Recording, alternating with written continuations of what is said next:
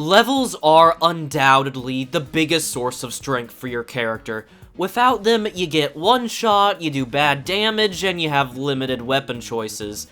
It's part of what makes the Soul Level 1 challenge so perfect. But what if you took that to the extreme and all of your stats are at 1 opposed to the normal 10 in an SL1 run? You would effectively be at Soul Level -80, and as you can imagine, it causes a myriad of problems that the normal player was never meant to encounter, obviously. So today, I took it upon myself to see just how bad having all your stats at 1 are. On top of that, I have a special rule for this challenge where I can't boost my attributes in any way. No leveling up or using rings that gives me levels. My stats will remain at 1 for the entirety of this run. With that out of the way, let's find out if I can beat Dark Souls 3 with all my stats at 1. First, I mod my character until he is permanently crippled and curses the gods that made him. Obviously, all of your stats can't reach 1 normally, and like any run that goes against what the developers intended, it causes some unintended consequences. For example, my bare fists do 1 damage. Even in the base game, your bare fists can do 7 to 8 damage without some extra levels. But today, we are weaker than your average hollow. And that's not the only issue that comes with this challenge. Since all of our stats are at 1, we are so weak, we can't even use a stick properly. Have so little faith we can't even believe the sky exists, and less endurance than your ex. With health so low that we will be getting one shot by a light breeze. Although, we can at least still parry Gundyr for some half-decent damage. You have to deal with the low damage for the second phase, though. It's not the worst odds I've dealt with, I just hope that I can get a usable weapon fast, and that this challenge doesn't turn into how long can Blue Thunder fight bosses at 1 damage per second before losing his sanity. I tree jump just to prove I still can, and for the Estus Shard, but mainly because if I don't, the voices in my head won't shut up about it. The first goal is to get a weapon that I can actually use. Unfortunately, there are very few options because I am so undexterous I could cut myself on a piece of paper that was taped to a wall. Because of my unique disability, there is about only 2 melee weapons that can be used. And one of them, the Dark Hand, is only acquirable after doing Yoel's questline, which requires you to level up. And if you have a higher attunement level than my character, then you'll probably remember that leveling is not allowed in this challenge. Just my luck. There are a few other things we can use to kill bosses though, like consumables. Since they don't have any stat requirements, but without levels, they do really poor damage. To the point where using them is almost pointless. Vort is no better. On top of our massive damage, our weapon also does what I call the thunk animation. I hit something, and it goes thunk. And if it goes thunk, that is the weapon trying to beg for mercy, telling you that what it just hit is either harder than a rock, or you have arms made of paper mache. And even when breaking the laws of physics by making a wooden club conduct electricity, we somehow do very little damage. Despite the sheer amount of electricity that has to be going through that club. But my character has 1 intelligence and thinks the earth is flat, so he doesn't realize the implication of how powerful his shocky stick should be. So why should the shocky stick be good? I don't know. It makes no sense! Seriously, do you know how much electricity it takes to get wood to conduct electricity? That is an insane amount of voltage. If I touch someone with that stick, they should die on impact. It left me with a choice. Either suffer and beat Vort to death with horrible damage, or solve my problems in typical Blue Thunder fashion. Oh no! It seems that due to my low faith, I don't believe in the existence of the boundaries of existence! And due to my hubris, Miyazaki has cursed me with vision beyond my mortal comprehension. This would probably cause serious damage to my mental state if only my brain wasn't already damaged beyond repair. And finally, I've arrived at the Undead Settlement, the place where I can fix the biggest problem I currently have. No, not YouTube being YouTube. No, not the government either. No, not the ducks. No, not that GameStop won't accept my copies of the B-movie or the Ark of the Covenant, which I've been trying to get rid of for a while. Takes up a surprising amount of space, you know. While those are pretty big problems, I probably should have clarified that the problem is in relation to this challenge run. Trying to find a weapon that I can wield. And I found one! Only for the low price of my humanity. I reject my humanity, JoJo! After accepting the fact that I am a irredeemable, heartless monster, before forgetting about it due to my memory being worse than a blue tangfish, I carry Sigurd's weapon, the Storm Ruler. And with it, I carry the hopes and dreams of Sigurd. I promise, so long as I hold this weapon, I will not let your spirit down or dishonor your memory. My friend, your spirit will carry on. With the Storm Ruler by my side, I prepare for my next battle.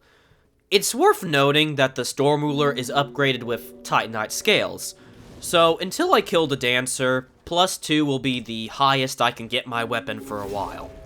And perhaps more interestingly, since my stats are at 1, we don't get any bonus damage from the Storm Ruler either. Instead, behaving as if it was raw infused. Just another interesting tidbit that comes with this challenge. Oh hey, Strange Hat Man! Can you teach me any magic?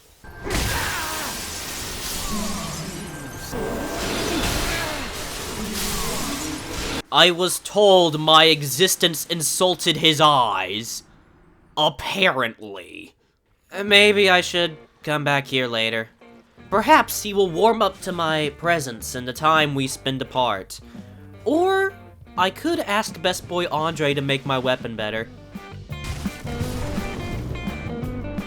I stopped by another Crystal Lizard for 2 more Titanite scales.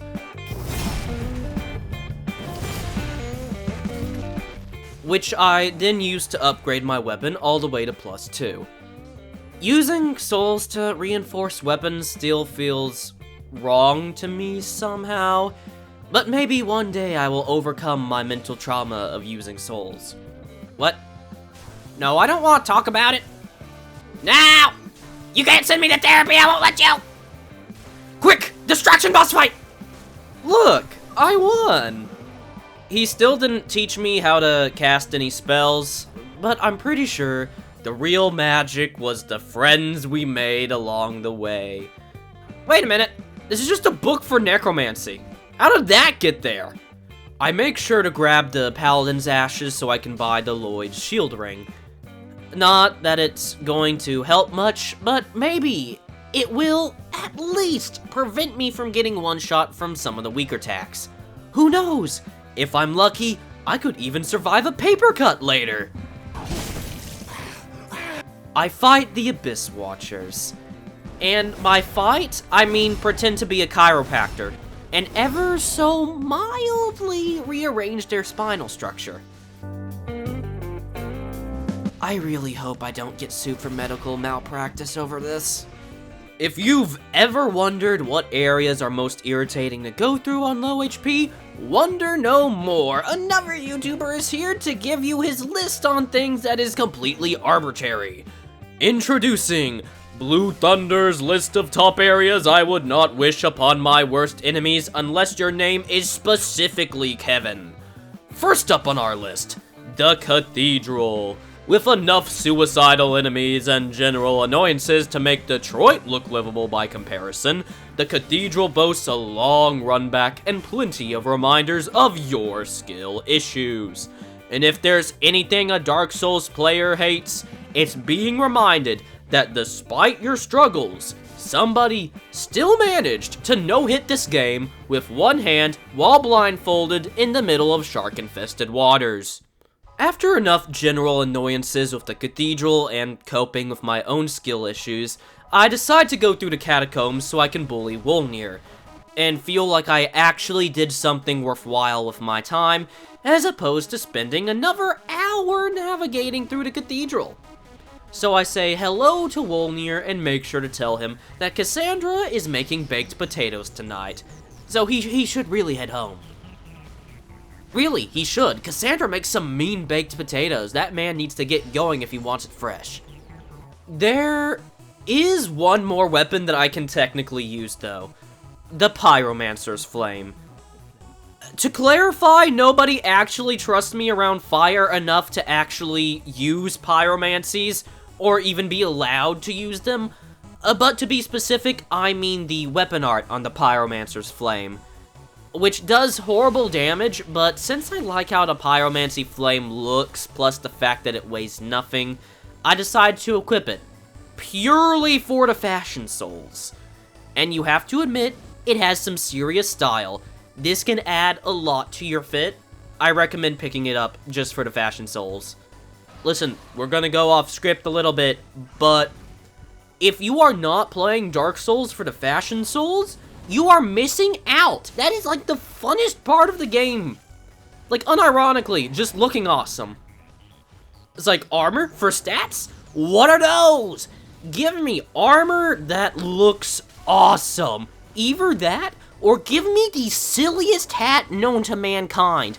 I don't care. One of the two. Cool armor or silly hats. You have to pick one. Okay, should get back to the script now. I kill the Sullivan Beast for another needed damage upgrade and get back to trying to get through the cathedral. Emphasis on the trying part. Seriously, why am I so bad at the game today? Like, surely having ones across the board can't be affecting me that much, right? You know what? I should take a break and do an easier boss fight. Like the dancer! Actually, before this, I should probably silence any loose ends. Hello there, buddy! Anyways, back to Dancer. Turns out that it was harder than I expected. The problem being, I kept getting greedy. The type of greed that a person with less health than a common housefly really shouldn't be having. But by remembering a lesson I learned from an old man in a dark dungeon, I was able to quell my overconfidence, the slow and insidious killer that it is. All that's left is really to make a montage out of it to make it seem like I did better at this boss fight than I actually did.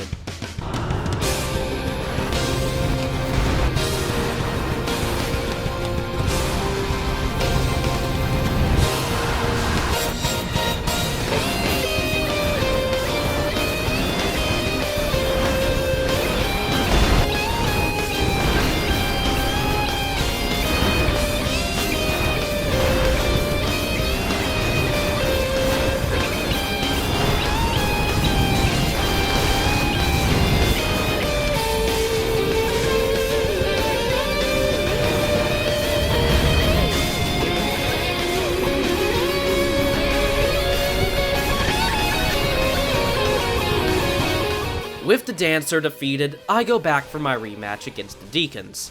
And this time, it actually played out like the average Deacons fight, despite the fact I haven't upgraded my weapon yet. I guess all I needed was a break after all. Welcome back to Blue Thunder's tour of top places he wouldn't wish on his worst enemies, unless your name is specifically Leslie. You know what you did. We have Lothric Castle. Typically, not the worst place to be.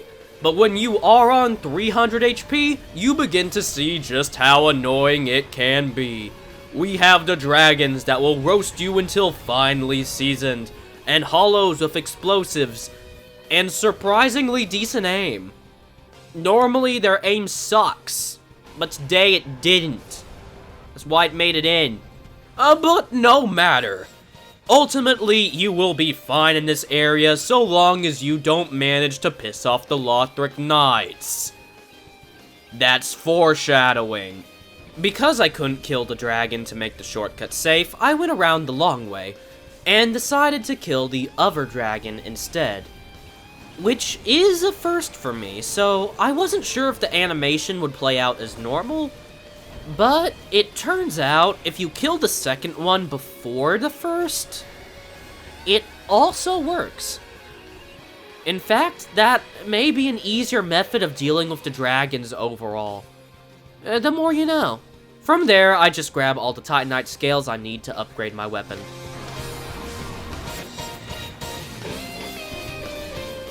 I wasn't trained for this scenario! Why are there 2 of them? Dragon Slayer armor, save me, please! I have no regrets. Tying to the Dragon Slayer is so much better of an option. Where's your motivation? Hey, thanks for watching this far. As a small YouTuber, it takes a lot of effort to make sure these videos turn out good. At least I'm hoping they are turning out good. If you've enjoyed this video, please consider subscribing. I'm trying to hit 10,000 before the end of this year, but it's beginning to feel a little bit like a pipe dream. And maybe it is, maybe it's not.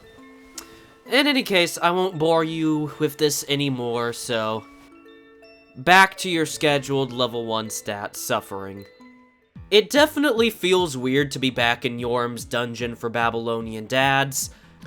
I make sure to kill this Titanite lizard for some additional Titanite scales, and because I dislike being a Mimic's main dish, I brought some Undead Hunter Charms so I could grab my reward for the last 2 Titanite scales I needed, and get the heck out of Dodge. Unfortunately, Yorm was not prepared for the fact I already had a Storm Ruler. Rest easy, Yorm. I, Blue Thunder, have come to uphold my promise to Sigurd of Katarina. Let the sun shine on this old Lord of Cinder. All that is holding my weapon back currently is obtaining a Titanite slab. Once I have that, my damage will be maxed out. Now, there's currently a lot of options for obtaining a slab, but for our purposes, the easiest method is just to go straight to Canada and kill one of the trees there. Except for some reason, the trees have been imported from Australia. Seriously? Who is feeding this tree? Because this fight is harder than some boss battles. If, against all odds, you manage to kill the Super Saiyan tree, you are given the right to climb the 5-minute ladder. Are we there yet? I grab the Titanite slab and head back to Firelink to upgrade my weapon to +5.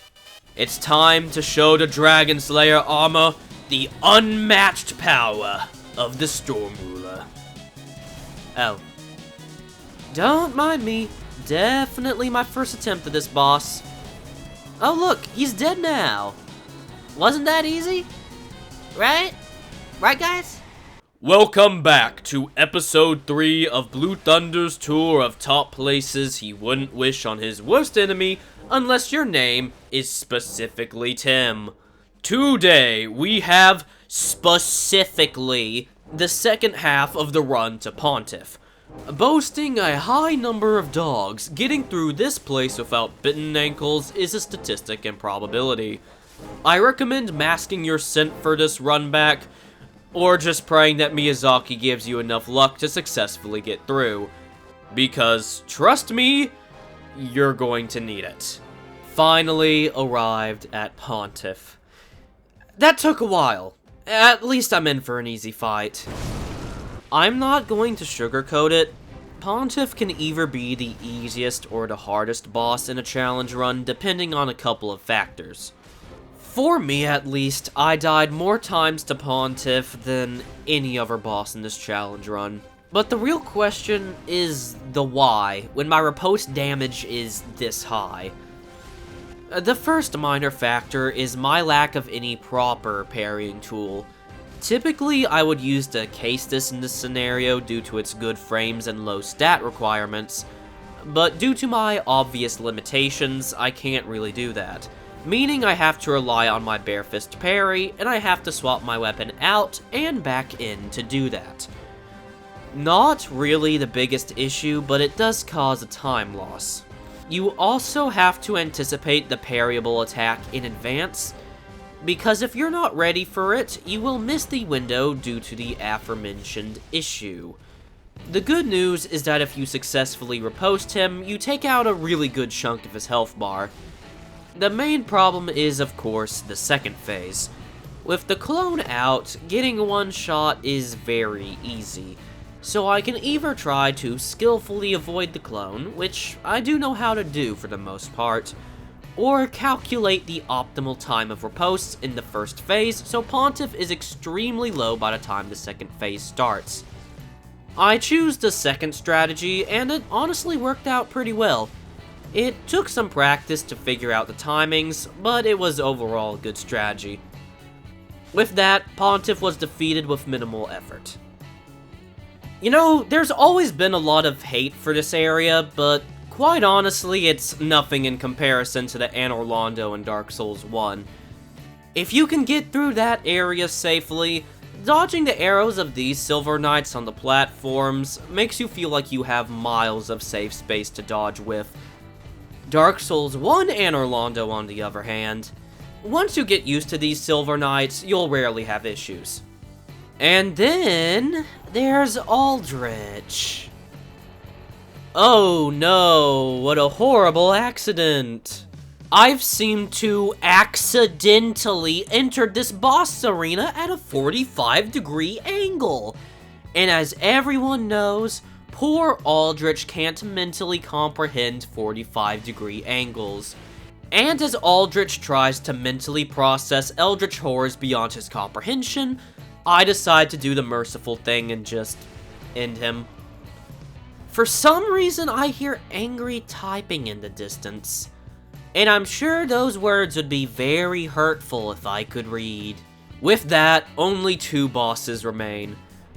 Going into this challenge, I knew that it would pose a lot of difficulties damage-wise, but even then, I knew I would overcome it without much issue. After all, I have dealt with much worse damage in a challenge run before.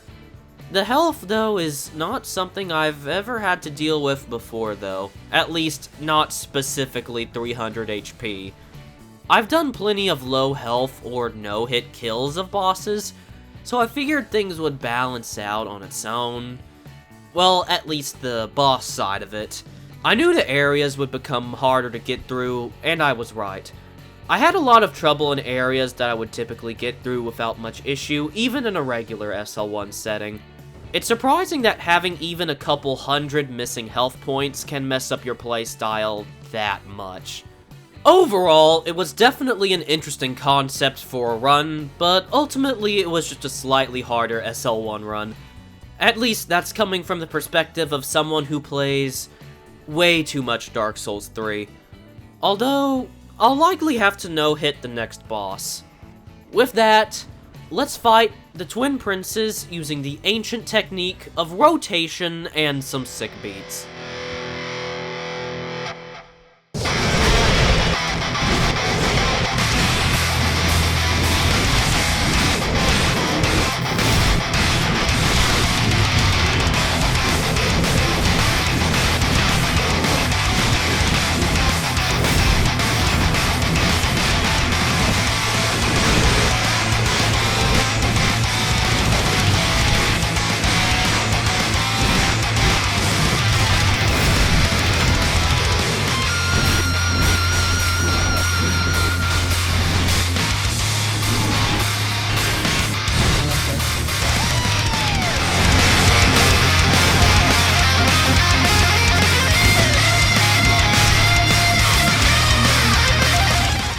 First try, no hit as well. We've come far despite being the most physically weak, sickly, and dumbest character possible.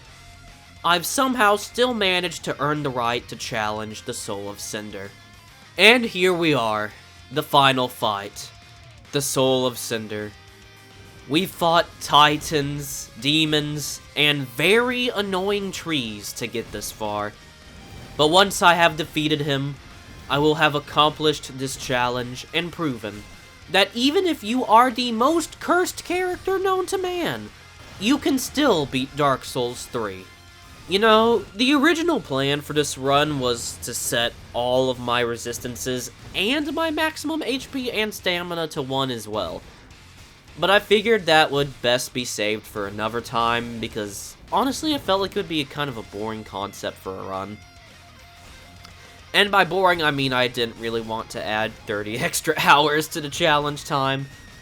But if that's something you'd actually like to see, well, let me know. And I'll probably get around to doing it someday.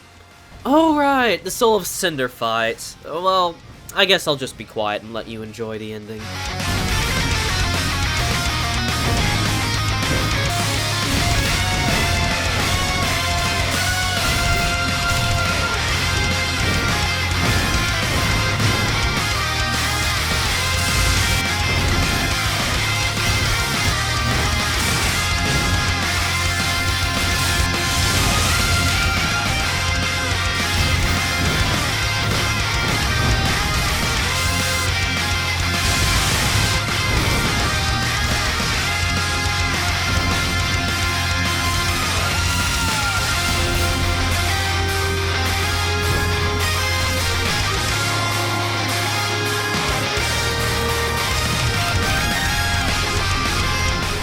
Soul of Cinder defeated. And with that, Dark Souls 3 has been defeated with all stats at 1. Which was honestly easier than I expected. I mean, just look at the final time. Pretty good if I say so myself. And yes, technically, if this was an actual SL1 run, I would have done the DLCs as well as not cheesing Aldrich. But this was meant as more of a relaxing challenge run in preparation for my next ones. Yes, that's right, the next Dark Souls without gaining souls is in the making. And it has been rough, but you'll likely see some more Dark Souls 3 challenges while I'm still working on that one. But with this run finished, thanks for watching, and I really hope you enjoyed. Until I see you next time, though, don't you dare go hollow.